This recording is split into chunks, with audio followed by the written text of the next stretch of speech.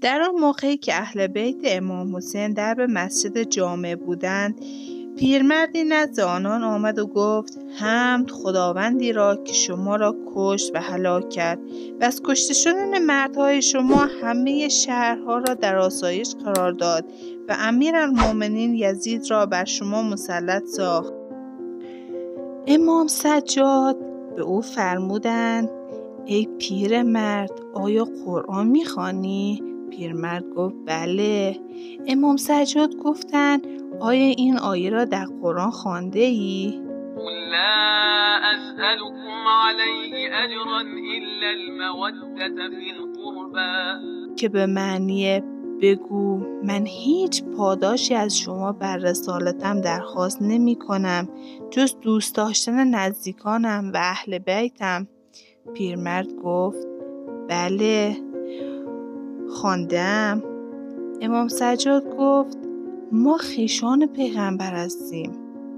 امام سجاد دوباره گفتند: آیا در سوره بنی اسرائیل این آیه را خوانده ای؟ و آتی ذی القربى حقه، و حق نزدیکان را بپرداز. پیرمرد گفت: بله. امام سجاد گفت: ما همان خویشان و نزدیکان رسول خدا هستیم. آیا این آیه را خوانده ای؟ واعلموا انما غنمتم من شیء فأن لله خمسه وللرسول ولذی القربى، که به معنی بدانید هر گونه غنیمتی به دست آوردید خمس آن برای خدا و برای پیامبر و برای نزدیکان است. پیرمرد گفت: آری. امام سجاد گفتند: ما همون ذی قربا هستیم. امام سجاد گفتند: آیا این آیه را خوانده ای؟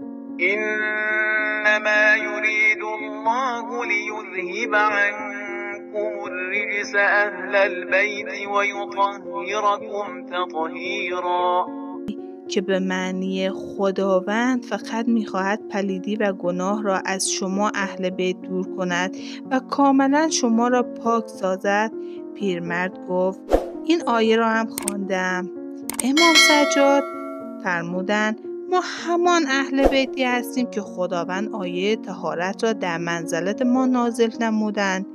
پیرمرد از شنیدن این کلمات ساکت ماند و از سخنان خویش پشیمان شد و گفت: شما را به خدا قسم، آیا این آیات در قرآن در شأن شماست؟ امام سجاد فرمودند: آری، به خدا قسم، به حق جدم رسول الله که این آیات در حق ماست. پیرمرد گریست و عمامه خود را بر زمین زد و سر به سوی آسمان برداشت و گفت: خدایا، به سوی تو از دشمنان آل محمد، از آدمی و پری بیزاری می جویم. پس از آن به حضرت سجاد نگاه کردند و گفتند: ای پسر رسول خدا، آیا توبه من قبول می شود؟ امام سجاد گفتند: بله، اگر توبه کنی خداوند قبول می کند و تو با ما هستی. پیرمرد گفت: من توبه کردم. چون داستان این پیرمرد به گوش یزید ابن معاویه رسید، دستور داد که او را بکشید. اگر از این داستان شگفت‌انگیز لذت بردید و خواستید بیشتر از چنین داستان‌های الهام بخشی بشنوید، حتما کانال ما رو دنبال کنید و این ویدیو را با دوستانتون به اشتراک بگذارید. با این کار به ما کمک میکنید تا بیشتر برای شما محتواهای جذاب و آموزنده ارائه بدیم. ممنونم که همراه ما هستید.